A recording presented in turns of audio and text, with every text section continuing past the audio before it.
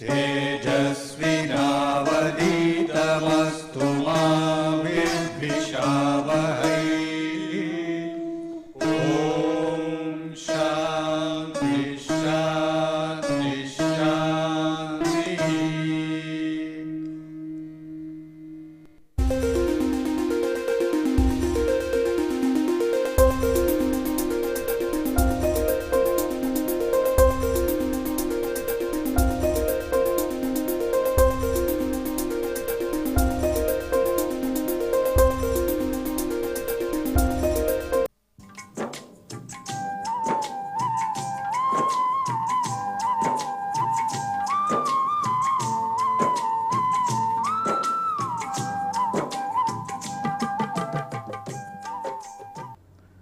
In this second part of the course, we will take a look at the memory part. For us to gain an understanding of how the memory should be functioning, we better go back a little and then see what CPU was doing with the memory. Essentially, CPU was addressing, we said in detail earlier that it will be dealing with the rest of the components in the system, including memory, over the bus, right. Now, memory being one of the components at the lower level or subsystem at a slightly higher level, we will just consider only the interaction between CPU and memory. Essentially, what goes on between these is part of the bus activity. Okay, let us remember that. So, what was CPU doing? CPU was generating some address signal, right, that is the address part, and then it was indicating, I am not really talking about the correct sequence in which it is doing. Okay. Broadly I will indicate CPU addresses the memory and then indicates through a set of control signals what it wants, okay, what it wants the memory to do. So, maybe it is something like CPU indicates to the memory that it wants a read to be performed, okay, or a write to be performed. So, these are actually control signals. Now, depending on whether it is a read or a write control signal, appropriately the timing of the second part, namely the data between the CPU and memory, that timing will vary, but nevertheless there is some flow between CPU and memory in terms of data also, just like address. Now, I was talking about the timing. Why? It is like this. Suppose CPU wants a read to be performed from the memory. Essentially, CPU tries to read something from the memory, right. So, the data must flow from the memory to the CPU. On the other hand, if CPU wants to write something into the memory, then CPU should not only place the address, but also the data, and then only it has to generate the right signal. So, that is why I was saying the timing in which the data component part of the signal comes would depend on what exactly it wants. Okay. Now, it is like this: CPU addresses the memory and let us say it gets the data. Now, whether it gets the data or whether it sends the data, it does not matter. Now, you can see the way I have been talking about, CPU essentially is the master of the bus, right. It is the master of the whole situation, and memory responds depending on what is to be done. So, we may say that memory is the slave in this situation, right. So, CPU as a master demands memory and memory responds like a slave. Now, this is one thing which we must bear in mind. Okay. So, CPU places the address and then it wants whatever is to be done, read or write, and then the data flow is there between CPU and memory. Good. So, functionally now you know that CPU as a master will demand and memory as a slave will respond. Okay, this is number 1. Now, we had seen this even while talking about the CPU. Suppose when the CPU wants the memory to respond and memory is not ready. In other words, if the CPU is fast enough and the memory is slow, we had seen it earlier that the memory will indicate that it is not as fast as the CPU wants it to do. So, it has to indicate, and then we had even seen that there is another signal called ready. Actually, it means if the memory wants to indicate that it is slow, basically what it says is it is not ready, that is what it means. Okay. It is like this. See, you can take that this ready input to the CPU is always 1 or up, and whenever memory wants it will pull it down, saying that I am not ready, wait.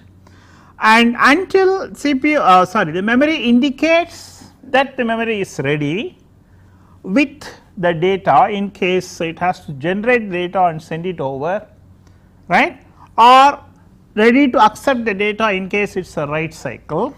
Okay. Then it will first pull this ready up again and then indicate the CPU now it is ready to proceed. So, you can see that you have the address part of the bus, you have the data part of the bus, you have the control part of the bus. Now, of the control thing we have seen already 3 read, write and then the ready. Read, write are 2 control outputs from the CPU, and ready is a control input to the CPU.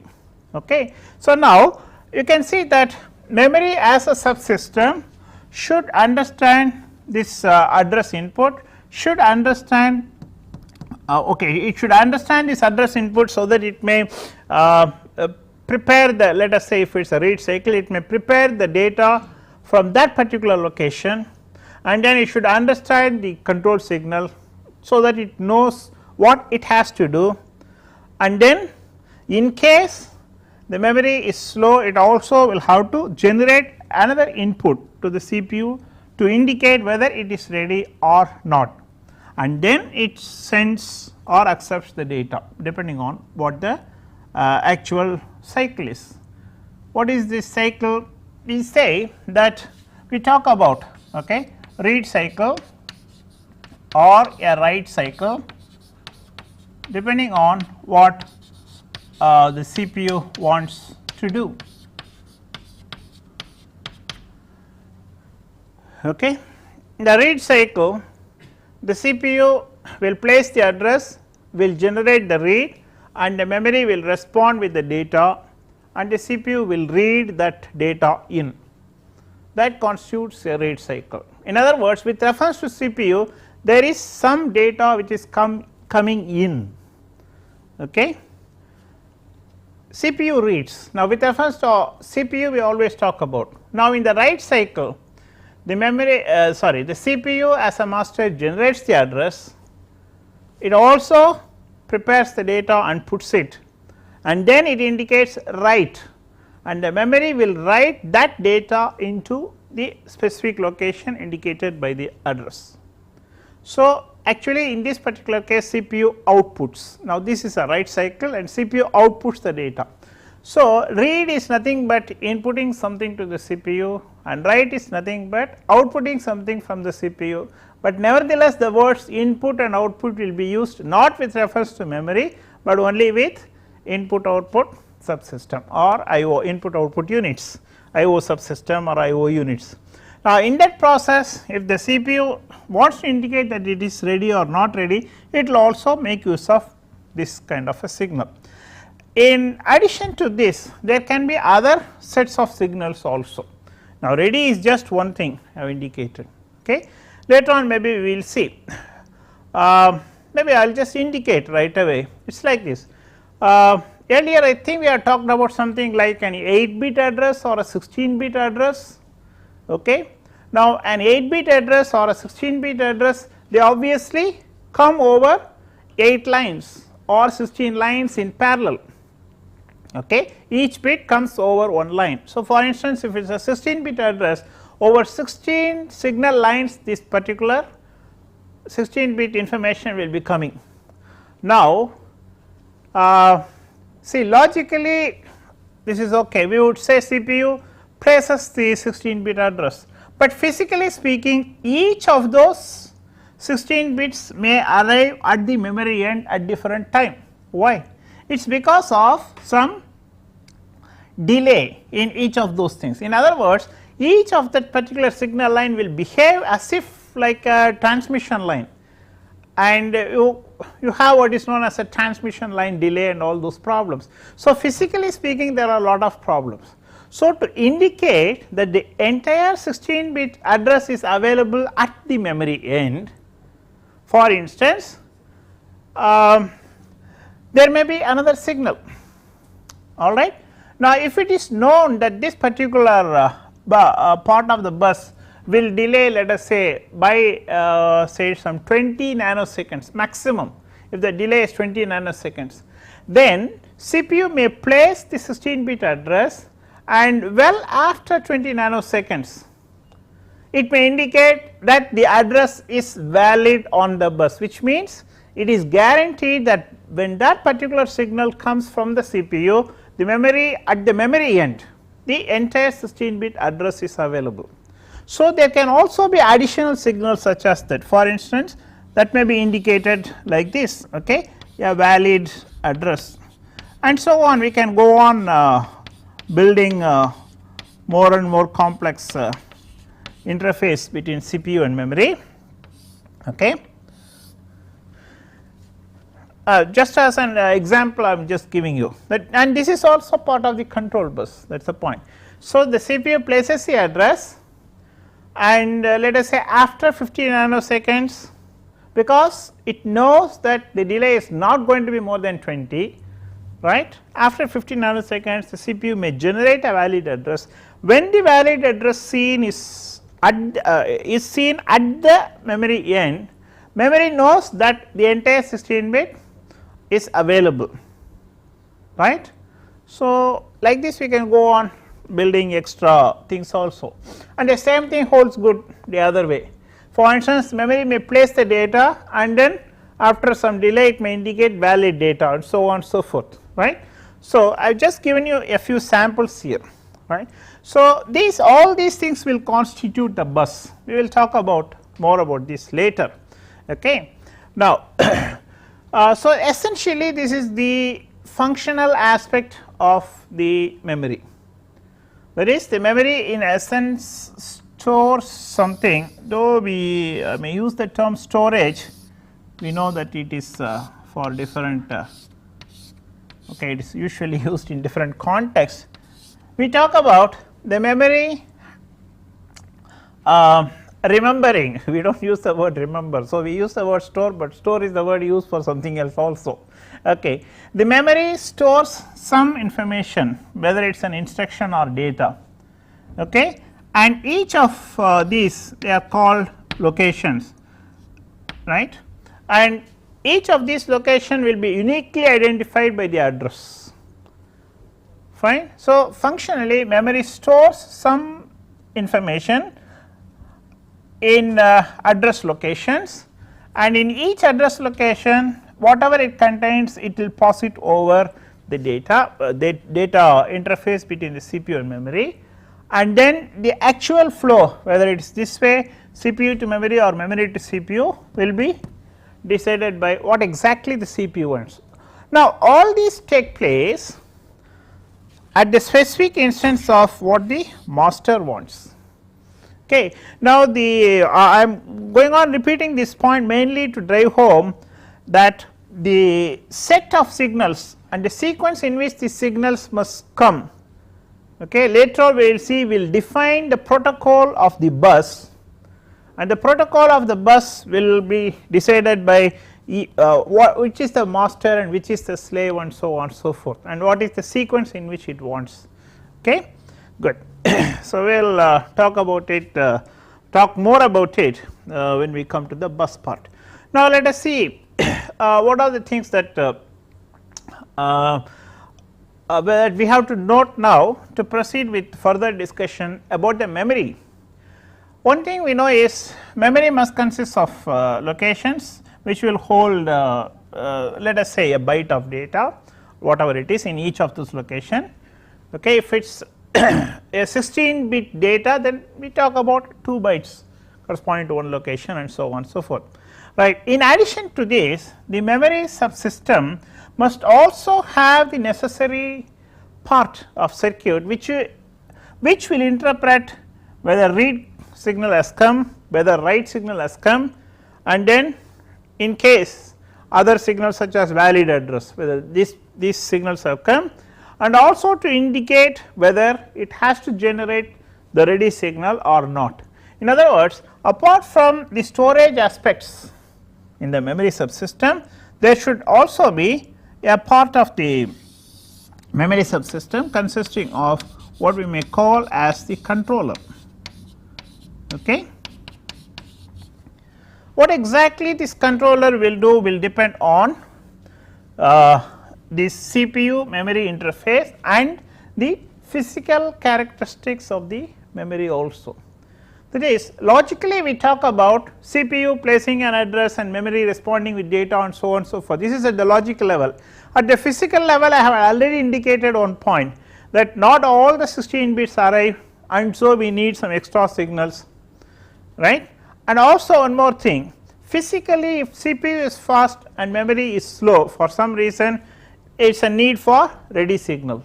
So, actually the physical characteristics of this particular one will also decide what this controller should do. Okay. So, really speaking, depending on the technology based on which we do the storage in the memory, the controller also will take the necessary the controller also will have to respond appropriately. Okay. Now, that is as far as the logical part and the physical part is concerned. Now, let us see the CPU as a master I have said, CPU as a slave I have just indicated. Now, this brings us to, okay, now why don't we just write down, let me put down this. I mentioned about the speed, right, and did I say anything? Let us say maybe I said 16 bit address. Now, when there is a 16 bit address between CPU and memory, by that I precisely I imply that the maximum that the memory capacity can be would be 2 to the power 16. Okay. That is, in other words, if we have an n bit address, then it implies that I can have as many as 2 to the power n memory locations. Okay. I will just put it as addresses, 2 to the power n addresses, and assuming for each memory location there is a unique address, we have 2 to the power n memory locations, just assume that. Right. So, in other words, by this what we mean is, what is the size or capacity of the memory? Okay. The size of the memory, I do not mean the physical size, really speaking the storage capacity of the memory, that is how many say how many locations can be there, and what exactly is the size of the location, that is another thing. It may be an 8 bit, that is a byte location, it may be a 2 byte location, so on. We will assume just a byte location, in which case we can have as many as 2 to the power n bytes. That is what it means. If you assume this particular width of the data is 1 byte, then since you can have as many as 2 to the power n locations, the capacity of this memory becomes 2 to the power n bytes. Okay. This capacity right, speed, capacity. Now, these are two things, and the third one related to this will be the cost. Obvious that if the size of the memory is high, the cost will obviously go up.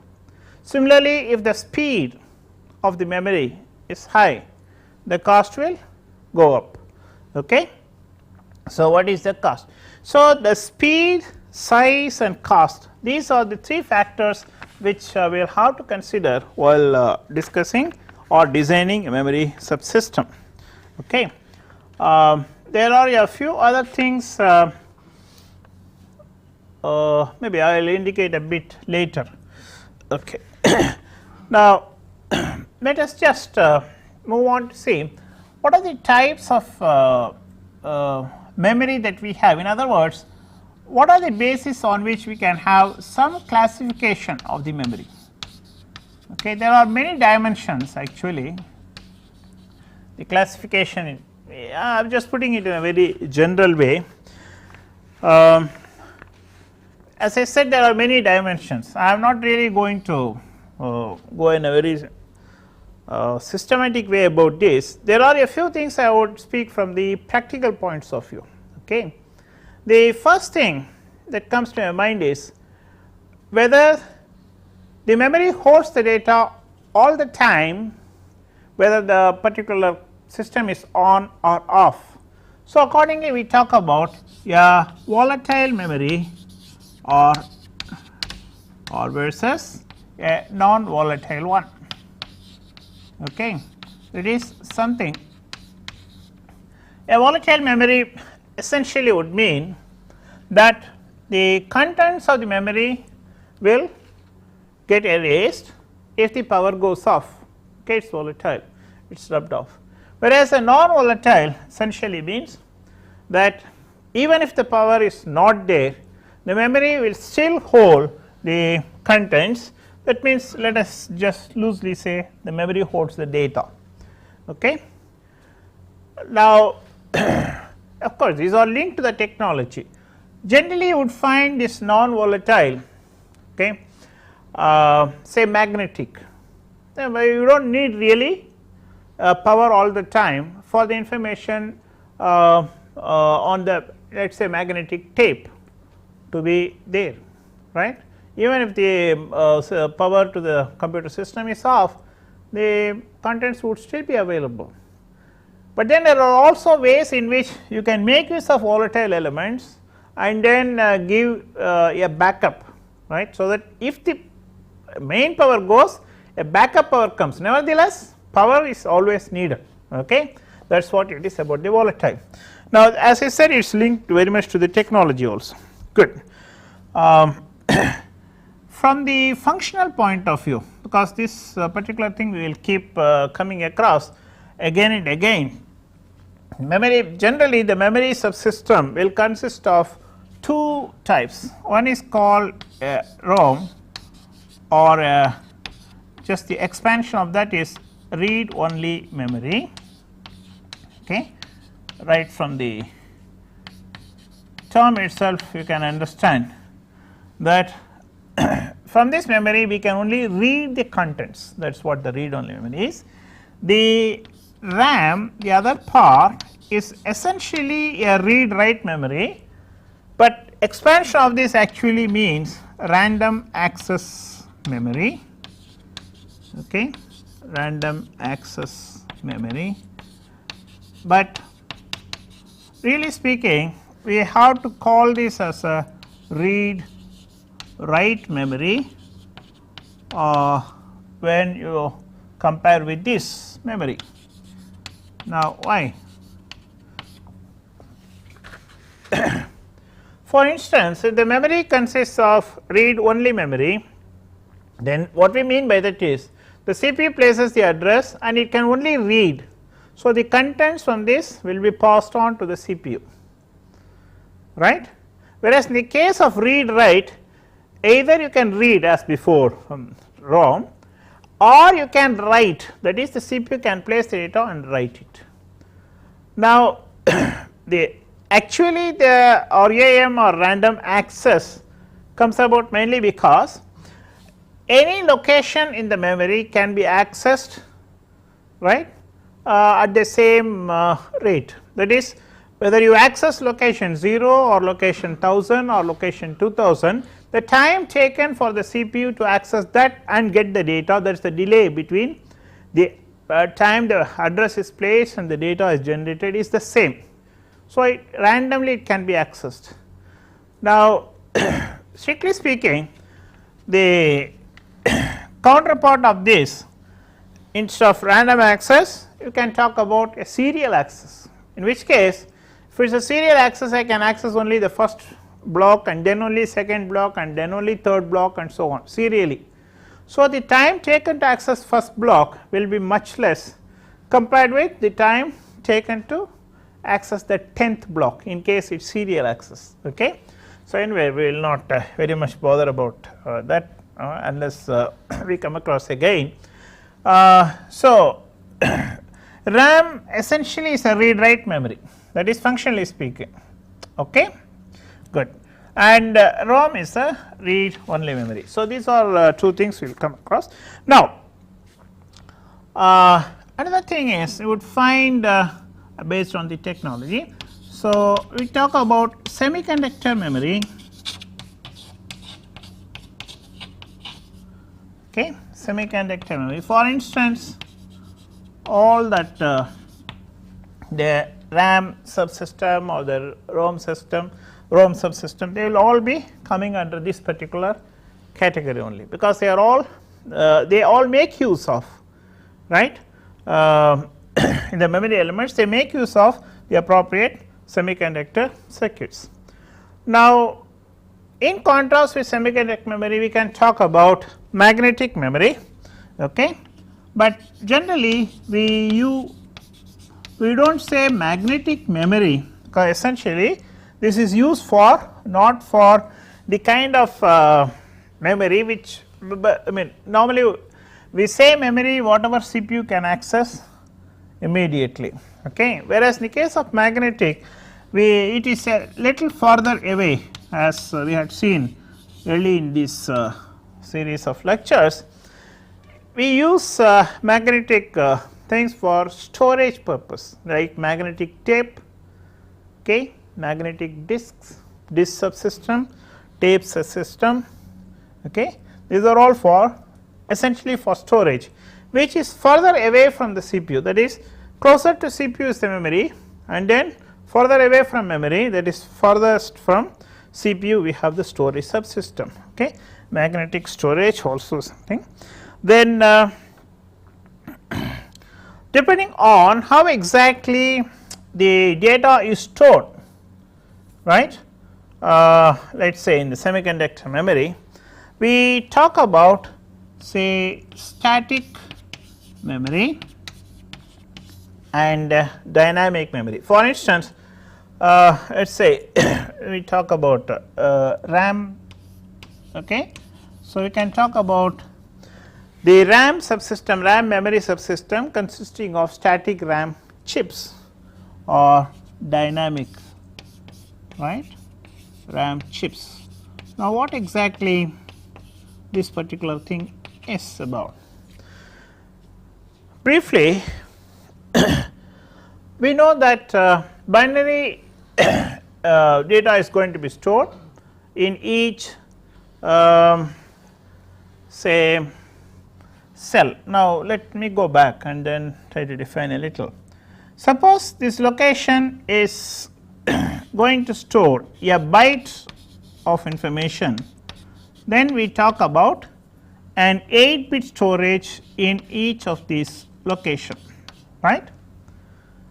So, we say this memory cell consists of 8 storage cells, okay, 8 storage cells, each storing 1 bit, right. Now, come down to that 1 bit level, that is this consists of 8 things, each storing just 1 bit. Now, that particular bit may be either a 1 or a 0, okay. Now, that storage cell, that single bit storage cell would hold that information in one of two forms. One is as long as the power is on, okay, as long as the power is on, as long as that memory chip or memory subsystem has been powered, then there may be an element in which always conducts and then it indicates that the information stored in it is 1 or 0. Okay. Now, it is possible that when the power is removed, that information is lost. Okay. Now, on the other hand, I think I may have to go a bit into some circuit details, then only it can be really explained. So, I will do that. It is like this. Suppose I have a storage cell consisting of, let us say, 2 transistor elements. Okay. All right. Now, I am just assuming some circuitry which any of you can follow. Okay. Now, let us not worry much about this. Now, suppose the information 1 or 0 is available, say, from this part of the circuitry. Okay. Now, the way I have connected, it is like this. If this particular transistor is on, then this particular transistor is off. Okay. It is also possible to make this off transistor turn on and then thereby turn this particular thing off. So, by having this transistor in on or off position, I would represent the information here. So, in other words, this transistor when it conducts, okay, or when it does not conduct. So, really speaking, you can see that if this conducts, this does not conduct, right. On the other hand, if this conducts, that does not conduct. So, in other words, there is always a current flow either through this or through this. Now, whatever be the information that is stored in that. Okay. Now, if the power is removed, current flow goes, with that the information is lost, right. Now, that is in fact the in a nutshell explains the principle of this static RAM. Okay. The current flow must always be through something, and when the power goes, the information is lost. Now, whereas in the case of dynamic RAM, what exactly is done is essentially again transistor elements will be used, but essentially what happens is it would amount not for an active element like a transistor, but a passive one such as a capacitor. Okay. That is, in other words, the capacitance that is available with these active elements will be used, and suppose this capacitor is being charged and this charge condition I call it as 1, and later on when this is discharged, then I may say the information that is stored in that is 0. Okay. Now, once charged, even if the power is removed, the charge would remain at least for some time, right. So, that in fact is the principle based on which the dynamic RAM that particular circuit works. Okay. But the problem is when charged, this charge will not remain for long. So, this would call for frequent charging. In other words, what is required is we have to keep refreshing the charge and thereby retaining the information whatever we have stored in it. Okay. Suppose you charge and then you say, okay, by charging I am retaining some information, say 1, but then you can remove the power source, but then by its discharge, but normally, right, the RC value associated with that, there is a time constant associated with that. As per that, the charge will be lost. So, after some time, to see that the information is not lost, it will have to be recharged again. This has to be done very frequently. Okay. So, based on this, now you can see really that the physical part, okay, influences some of this memory subsystem design. Okay. We cannot always keep talking about the logical aspect, saying 1 and 0 and so forth. Okay. Depending on what kind of say the memory chips you are using, with which you are constructing the memory subsystem, then the appropriate the controller will have to take care of the aspect that whatever that is stored must be retained, right. It will depend on the physical part of it. Okay. So, the static RAM now in fact the cost of it is very much decided by this, the speed, the capacity, cost. Okay. For each of these it will be varying. Usually you would find the static RAM is quite fast, but it will be very costly. Okay. Dynamic RAM will be slow, it can be more higher capacity and the cost also is less. So, you can see that the speed, the size of the capacity and the cost would depend on the technology of these chips, which would ultimately define the cells of this memory. Okay. Good, that is the okay. Now, let us go to the functional part. Okay, back to the functional part. Really speaking, when we discuss this controller, we have to take into account quite a few of these aspects also. Okay. But we will not do it in this particular course, not certainly in detail. Let us go back and then see what what do we have over the address, and then that is address which is the information which is the input to the memory subsystem, and how exactly this data comes forth, okay, based on what, and we will go into details of this. Talking about the details, first we will take a look at this address part, because that is the first input, right. So, suppose you have an n bit address, you are already seen that we have as many as 2 to the power n addresses that are possible. Okay. That means we can define something what is called an address space, a total address space consisting of 2 to the power n. See, the total address space, the size of which is 2 to the power n, that is what it is, right. So, starting from location let us say 0 to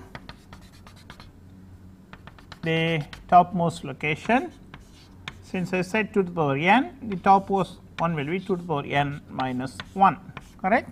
So, this entire thing is 2 to the power n. Now, that comes because of what we may call as the coding of this.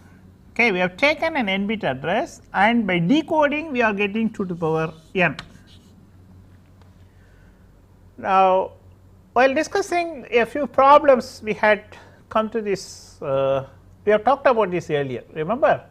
That is, if you have, for instance, I think I was doing it with a 4 bit. Suppose we have a 4 bit information, okay, say 4 bit data, I will just call it D0, D1, D2 and D3, 4 bit. Then with this 4 bit, we can have as many as 2 to the power 4, that is 16 combinations, that is what we are talking about. On the other hand, each of these bits can also be used independently and then only arrive at 4. Remember, if we do it that way, then whereas we are calling this particular scheme as making use of the code or coded scheme, the other one, if you take just each of these bits, then we were calling it as a linear select scheme. In fact, this linear select scheme is very relevant when we discuss the memory. Why? Because with an n bit address, right, Either you can have a total address space like this, or we can have only n locations, each of them identified by one of these bits. Now, in this particular example, with 4 bits we can have as many as 16, that corresponds to the total address space, or only 4 locations, which would be as per the linear select. Okay. We may use combinations of this later on, we will come across that a little later. Now, for the present, let us note that the total address space is this much. Now, where is this n bit address is coming from? It is coming from the CPU. Now, in case we have a 16 bit address, then 2 to the power 16, that is if you have 2 to the power 16, that would correspond to say 65k, though normally we say 64k. Should the entire 64k address space be filled in by, let us say, some costly RAM? It is not necessary. Why?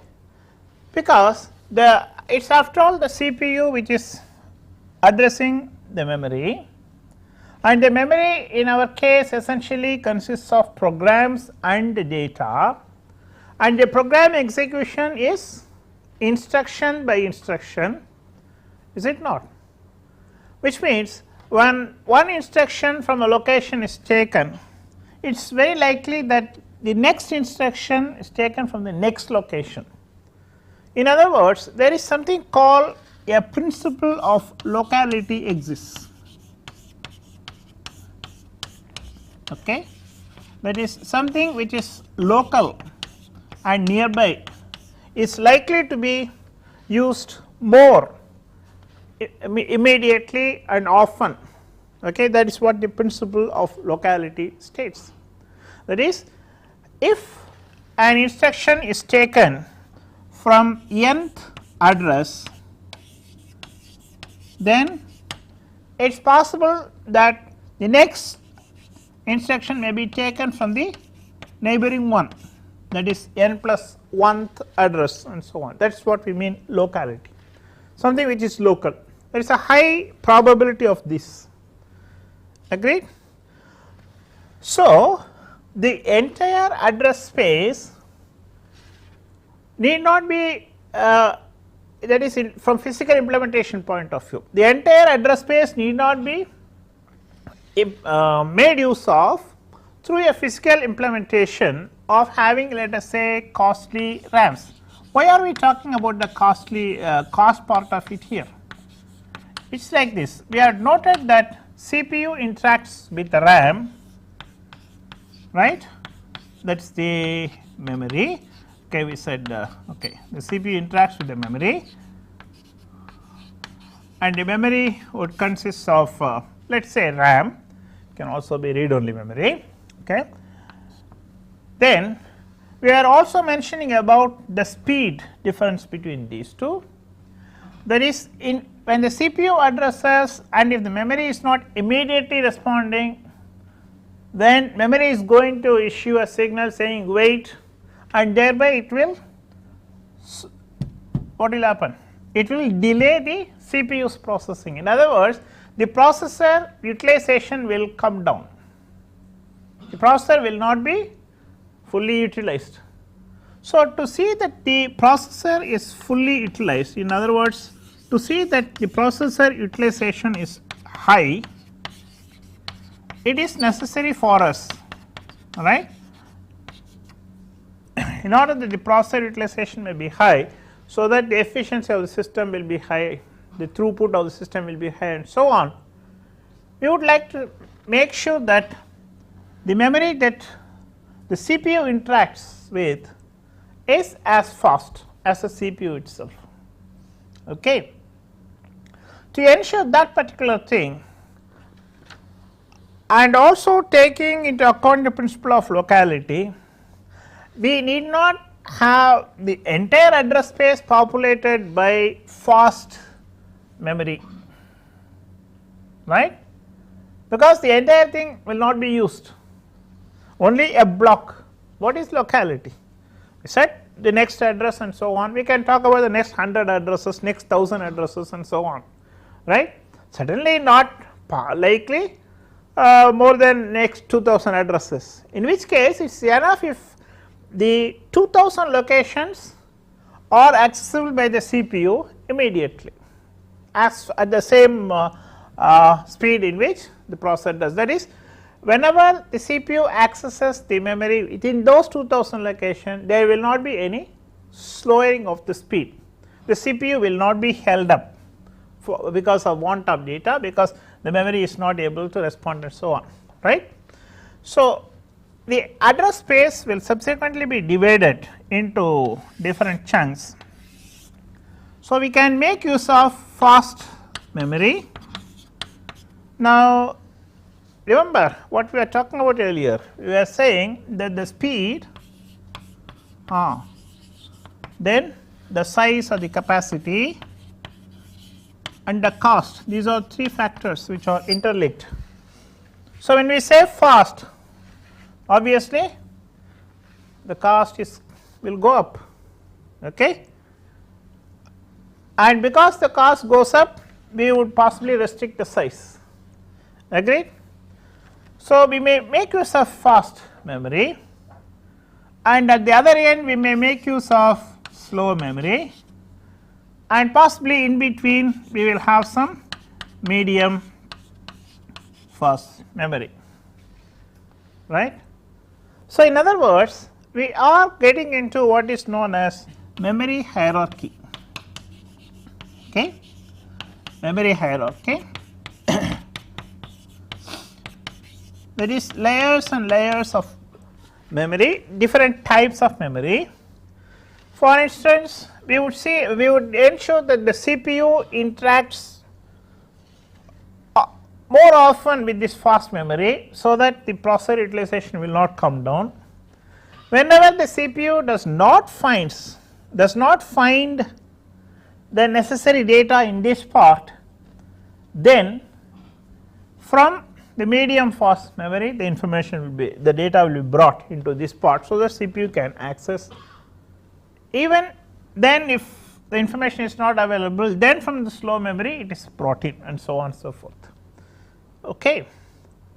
So, this is what we mean by having a hierarchy of memory. Essentially, it is from the point of view of increasing the processor utilization. So, based on this, what has happened is the fast memory generally is called a cache memory. In fact, cache is essentially the term used to store something in a temporary thing for quick access, okay, for easy and quick access. So, that is the fast part of it. The medium part of it essentially consists of RAMs, that one is generally called a main memory, okay, main memory, which would consists of RAM. Cache also consists of RAM actually, but generally this main memory consists of dynamic RAM chips. You see, we are talking about dynamic RAM and static RAM, right. So, either it is called a DRAM memory, main memory, or just DRAM. Okay, this is the, that is, let me write down, cache is the fast part of it, right. The medium part of it, medium fast part of it is the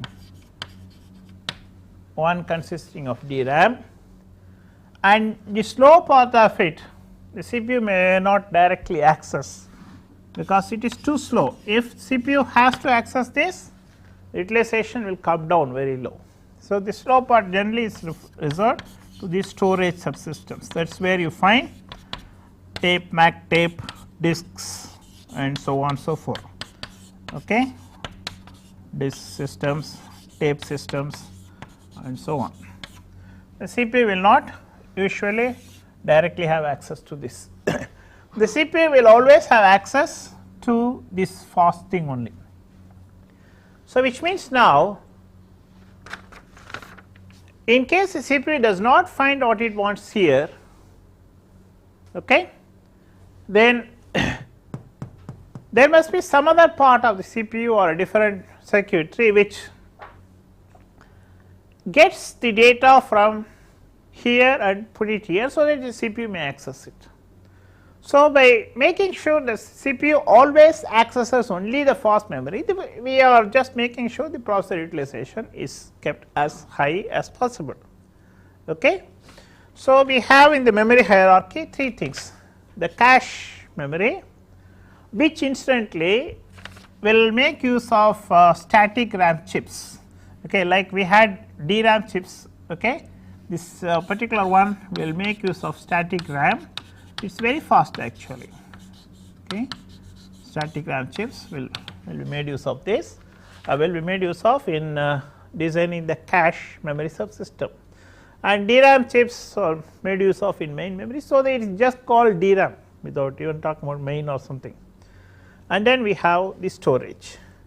This is too slow, and the cost part of it, this is very costly, this is medium, relatively cheaper than that, inexpensive, this is very inexpensive. Okay. So, generally we talk about so many dollars per bit, okay, the cost part of it, and also the what about the size?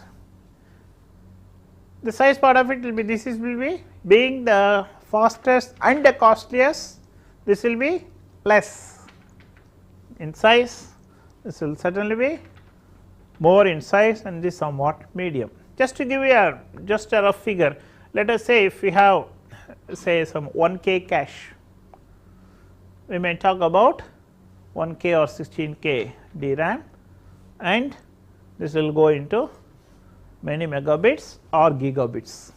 Okay.